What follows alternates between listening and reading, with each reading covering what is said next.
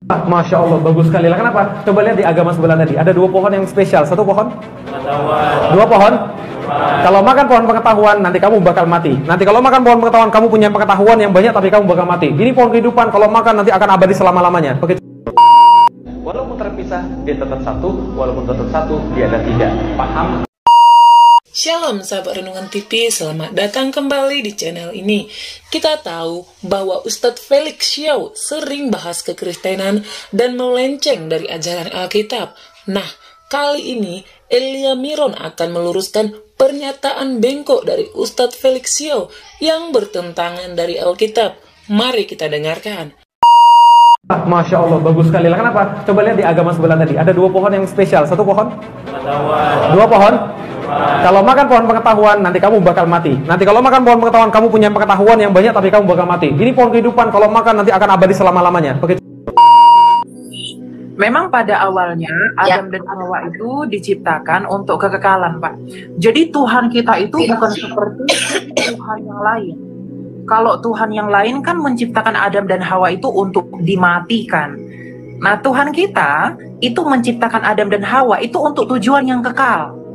Kematian itu bukan Tuhan yang buat. Kematian itu adalah akibat dosa. Jadi ketika Adam dan Hawa diciptakan, Tuhan menciptakan Adam dan Hawa itu untuk membagi kasihnya Allah. Karena Allah itu adalah kasih. Jadi Allah mau menyatakan kasihnya di dalam penciptaannya terhadap Adam dan Hawa. Saya harap ini kita jarang seperti ini ya. Maksudnya dalam live saya selalu bilang jangan pernah tinggalkan Kristus. Ini menjadi momentum yang penting bagi teman-teman semua. Bagaimana memang iman itu begitu mahal.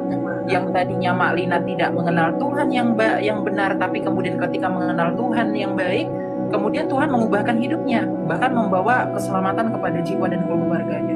Nah, buat kalian yang mau meninggalkan Kristus, menjual Kristus demi harta, demi tahta, demi wanita, demi pria, demi apapun itu, tolong dipikirkanlah bagaimana perjuangan seorang Mak Lina untuk kembali kepada kebenaran yang pada awalnya beliau tidak ada di sana. Karena bagaimanapun tidak ada hidup yang kita dapatkan selain daripada di dalam Kristus. Kita bangga. Ya, itu ada di Matius 11 teman-teman, pasal 11, Matius pasal 11 ayat 28. Itu perikopnya aja berjudul ajakan juru selamat. Marilah kepadaku semua yang letih lesu dan berbeban berat. Aku akan memberi kelegaan kepadamu. Amin. Waktu dulu mana ada ajakan seperti itu, jaminan seperti itu, penghiburan ya, lebih tepatnya penghiburan seperti itu. Marilah kepadaku. Wow, itu lembut sekali ya gaya bahasanya. Marilah kepadaku. Nggak perlu kita ditakut-takutin. Kalau dulu mungkin gini ya, Mak. Berperanglah, lawanlah, bunuhlah. Nauzubillah min dzalik ya. Nah, syukur ya, satu ayat itu bisa membuat teman-teman berpikir ulang, satu ayat itu bisa membuat teman-teman merenung.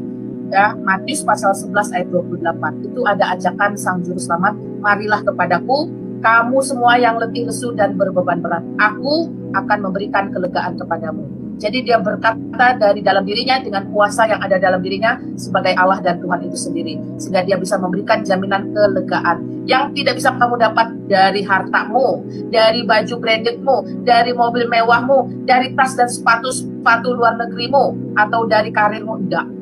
Ya, kelegaan hanya bisa didapat di dalam Yesus Kristus, Sang Juru Selamat. Gimana Bro Elia? Masih mau tanya atau mau terima tamu? Sudah cukup, Mak. Aku sudah cukup tanya. Kalau mau terima tamu silahkan. Kita terima tamu. Iya, Bapak teman-teman, kalian yakin mau naik ke ruangan saya? Pikir baik-baik ya, karena di sini punya peraturan yang cukup ketat. Anda sopan, kami segan. Anda setan, kami usir.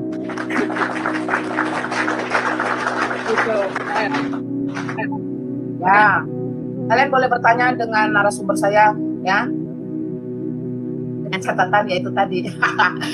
Ya, selamat malam. Siapa ini? Rob. Halo, selamat malam. Shalom. Halo.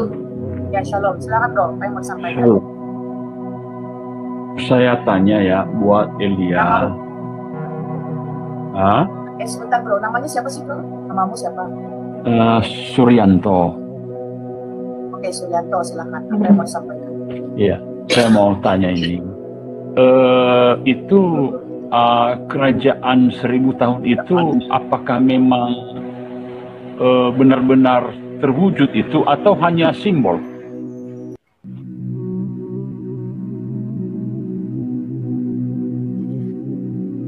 Oke, mengenai kerajaan 1000 tahun, kerajaan 1000 tahun itu kan kerajaan 1000 tahun pengertian yang ya.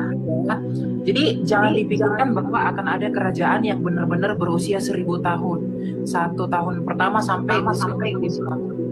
Nah, kerajaan 1000 tahun yang digambarkan dalam kitab Wahyu itu adalah kerajaan yang penuh, yang sempurna, karena itu adalah ungkapan simbol.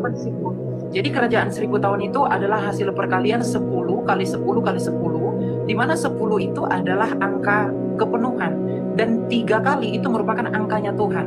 Jadi kerajaan 1000 tahun itu adalah kerajaan yang penuh, kerajaan yang genap, kerajaan yang tuntas, dan kerajaan yang selesai sejak dunia dijadikan sampai Kristus datang untuk kedua kali. Jadi kita ini sekarang itu sedang berada di kerajaan 1000 tahun. Sama seperti angka 666. Orang-orang berpikir 666 itu merupakan angka yang harus ditambah-tambah, harus dicari, harus dijumlah. Tidak. Dalam pemahaman orang Ibrani, 666 itu adalah angka manusia yang ingin menjadi seperti Allah dengan mengulang angka itu hingga 3 kali. Nah, kerajaan 1000 tahun juga demikian. Jadi, ketika masa Kristus, masa kita sekarang, dan masa yang akan datang sampai kedatangan Yesus yang kedua kali, itulah kerajaan 1000 tahun itu. Jadi bukan nanti, tetapi sekarang kita sedang di kerajaan 1000 tahun. Oh, jadi dia terwujud kapan? Kerajaan 1000 tahun itu kerajaan rohani, Pak, bukan kerajaan fisik.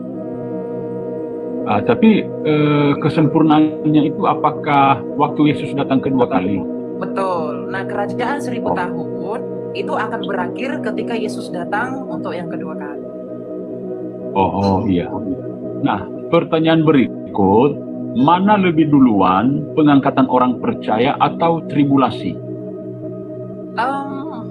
Saya itu bukan orang yang mempercayai adanya pengangkatan. Karena pengangkatan itu adalah teologi abad ke-20, Pak. Jadi sejak gereja purba, gereja mula-mula ya, Mak Lina juga tidak sepakat adanya pengangkatan. Nah, ya. Saya nggak menganut paham rapture atau pengangkatan, teman-teman. Ya. Jadi kita tidak percaya dengan adanya pengangkatan karena pengangkatan itu bukan pengajaran Alkitab. Pengangkatan itu adalah pengajaran dari teolog-teolog yang hadir di abad ke-20. Nah, jadi kalau Bapak tanya kapan pengangkatan itu dimulai,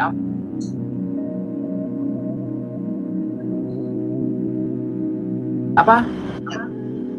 Ini macet ya? Oke. Kah setelah masa tribulasi, mungkin sebelum masa tribulasi, saya tidak jawab itu. Jawabkan tribulasi itu kan masa kesusahan besar.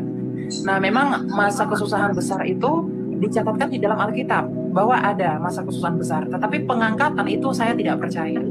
Yang saya percaya itu adalah hari kebangkitan. Jadi bedakan hari kebangkitan dan hari pengangkatan. Kalau Bapak berkata mana lebih duluan, kebangkitan atau masa tribulasi, tentu masa tribulasi. Karena masa tribulasi adalah masa penganiayaan orang-orang percaya oleh antikristus dan para pengikutnya. Tapi pengangkatan orang-orang percaya kemudian diangkat ke langit agar tidak dianiaya, itu tidak alkitabiah. Karena di dalam kitab Wahyu dikatakan, karena orang-orang pilihan itulah waktu penganiayaan, waktu tribulasi itu dipersingkat. Dari tadinya 7 masa menjadi 3,5 masa. Begitu, Pak. Jadi bukan pengangkatan ya, tetapi kebangkitan. Kemudian ini saya mau tanya juga, kan waktu orang Kristen itu meninggal kan langsung masuk ke Firdaus, seperti yang di sebelah kanan Tuhan Yesus. Lalu pada hari kebangkitan itu apa lagi yang dibangkitkan di sana? Padahal dia sudah ke Firdaus. Bagaimana itu? Silakan, Mak. Mau dijawab, Mak? Elia, dia tanyanya Elia. Oke. Iya. Oke. Yang ke Firdaus itu rohnya, Pak. Yang nanti Yesus bangkitkan itu adalah tubuhnya. Nah, jadi nanti kita itu akan mengalami kebangkitan tubuh kemuliaan, di mana tubuh kemuliaan kita itu akan dipersatukan dengan roh kita. Jadi sekarang yang sedang ada di Firdaus, di dadanya Abraham, itu adalah rohnya, roh kita menunggu di sana. Dan orang-orang yang tidak percaya kepada Yesus, rohnya sedang berada di Sheol, atau di dalam bahasa Yunani disebut dengan Tartarus, yaitu orang-orang yang akan masuk ke neraka. Nah, lalu ketika Yesus datang kedua kali, apa yang dibangkitkan? Rohnya itu tidak dibangkitkan, Pak, tetapi yang dibangkitkan adalah tubuh kita. Tubuh kita akan diperbarui menjadi tubuh kemuliaan, sama seperti tubuh Yesus Kristus ketika ia naik dan terangkat ke surga. Begitu. Jadi tubuh kemuliaan kita akan kita kenakan dan dipersatukan dengan roh kita, baru kita akan turut memerintah bersama Kristus di dalam kerajaan Yerusalem yang baru, di dalam kemuliaan Bapaknya. Ya, begitu. Ya.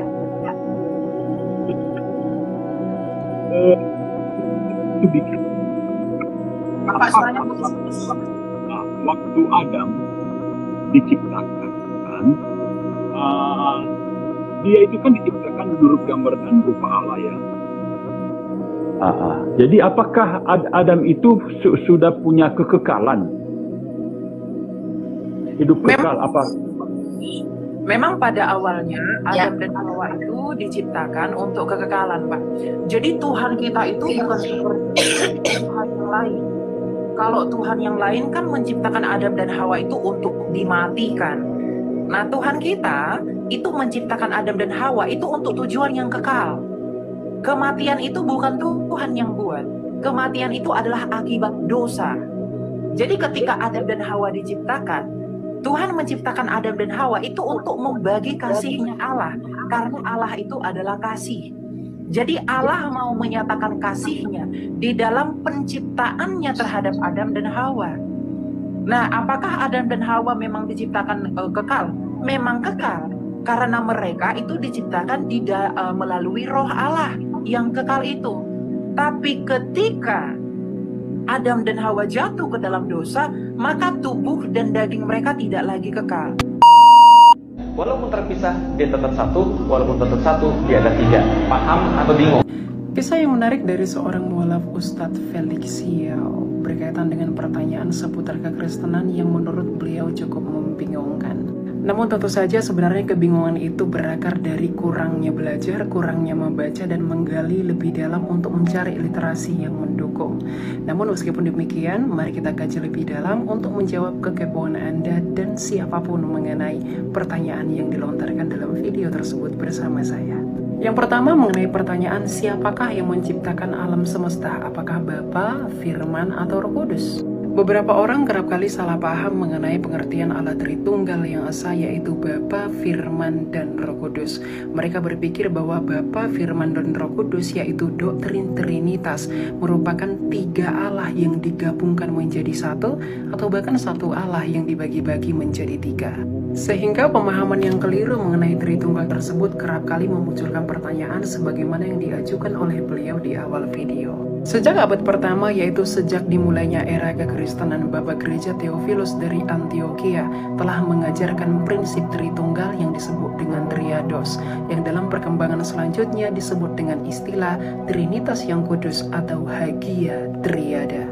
Di mana pengajaran Tritunggal yang dimaksud bukanlah mengenai pengajaran ada tiga Tuhan atau tiga Allah yang terpisah-pisah, yang kemudian dijadikan satu. Namun yang disebut Tritunggal adalah penjelasan sistematis dan teologis mengenai keberadaan yang ada di dalam diri Allah yang esa itu. Artinya Tritunggal tidak berbicara tentang jumlah Allah, tapi Tritunggal berbicara tentang bagaimana Allah yang esa itu. Karena kekristenan sejak mulanya memang menyembah Allah yang esa, bahkan dalam pengakuan iman kekristenan seperti pengakuan iman Nisea yang berbunyi, aku percaya kepada satu Allah yaitu Sang Bapa yang Maha Kuasa. Jadi dengan jelas sejak mulanya kekristenan memang menyembah Allah yang esa yang disebut dengan monoteisme Tritunggal. Di mana secara sederhana Allah Tritunggal berbicara tentang Allah yang esa yang disebut sebagai Bapa yang memiliki firman dan memiliki roh di dalam dirinya. Dia disebut sebagai Bapa bukan karena dia berjenis kelamin. Dia disebut sebagai Bapa karena dia merupakan asal-usul segala sesuatu, pemelihara segala sesuatu, dan disebut sebagai sang sumber. Nah, sang Bapa ini di dalam dirinya dia memiliki akal budi, kecerdasan yang disebut sebagai firman atau logos dalam bahasa Yunani, dan juga memiliki roh, di mana Allah yang esa, yaitu sang Bapa tadi, menciptakan segala sesuatu itu melalui firman-Nya dan memberi hidup melalui rohnya yang kudus yang disebut dengan Roh Kudus. Nah, kembali kepada pertanyaan sebelumnya, lalu siapakah yang menciptakan alam semesta? Tentu yang menciptakan alam semesta yaitu sang Bapa melalui firman-Nya dan menghidupinya melalui rohnya yang kudus, yaitu Roh Kudus. Jadi baik Bapa, firman atau anak, dan rohnya Allah atau Roh Kudus sama-sama berkarya di dalam penciptaan dan juga di segala pekerjaannya. Karena Bapa, firman, dan Roh Kudus bukanlah sesuatu yang di luar dari Allah, tetapi yang di dalam diri Allah. Pertanyaan yang kedua mengenai kalau Yesus adalah Tuhan, lantas kenapa ia berkata Eli Eli lama sabachthani, yang berarti Allahku Allahku mengapa engkau meninggalkanku? Waduh. Kita perlu mengetahui bahwa Yesus merupakan firman Allah yang inkarnasi di dalam daging. Dan kedatangan Yesus ke dunia ini adalah sebagai Mesias yang dijanjikan kepada Abraham, Ishak, dan Yakub dalam keadaannya sebagai manusia. Nah, ucapan Yesus di kayu salib, Eli Eli lama sabachthani, merupakan penggenapan dari Mazmur 22, yaitu nyanyian rusa betina atau Ayelet Hasyakar, di mana seorang Mesias yang dinubuatkan oleh Daud harus mengucapkan Eli Eli lama sabachthani. Dan ketika Yesus di kayu salib berseru sebagai Eli Eli lama sabachthani, artinya memang dialah Mesias yang dinubuatkan oleh Raja Daud itu. Lalu kepada siapa Yesus mengatakan Eli Eli lama sabachthani tersebut? Tentu ia menyatakannya kepada sang Bapa yang adalah sumbernya Yesus Kristus itu sendiri.